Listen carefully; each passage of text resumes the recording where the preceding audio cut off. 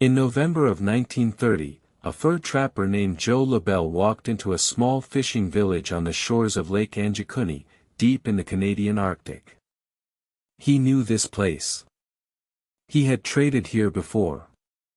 The village was home to about 25 people, families he considered friends. But that night, as he approached across the frozen ground, something felt wrong. There was no smoke. No dogs barking. No voices. Nothing but wind. Labelle called out. No one answered. He went hut to hut, and what he found made his blood run colder than the Arctic air.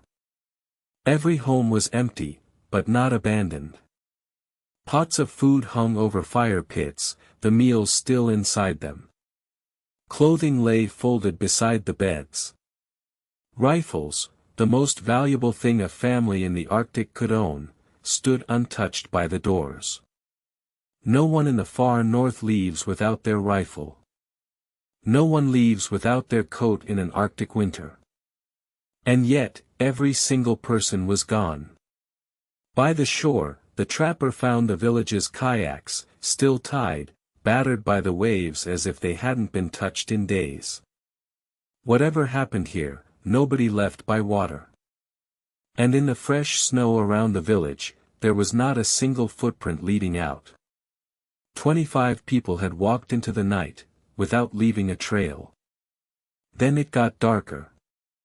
Labelle claimed the village's sled dogs were found dead, buried under a snowdrift, still tied to their posts. They had starved, just meters away from huts full of food. And at the edge of the settlement, a grave in the small burial ground had been opened. Not dug up by animals, carefully emptied. The stones that once sealed it were stacked neatly to the side. Animals don't stack stones. Terrified, Labelle trekked to the nearest telegraph office and alerted the Royal Canadian Mounted Police. According to the story, investigators searched the region for weeks. They found no bodies. No survivors. No explanation. 25 people had simply ceased to exist. So what happened at Lake Angikuni? Some blamed a mass evacuation, but the food, the rifles, the missing footprints say otherwise. Some spoke of a hostile raid, but there were no signs of struggle, and nothing was stolen. Others pointed to the sky, to strange lights reported over the lake that same month. And some believed the villagers followed something onto the ice, something they trusted enough to leave their homes barefoot in the dead of winter. Now, here's where the story twists one more time.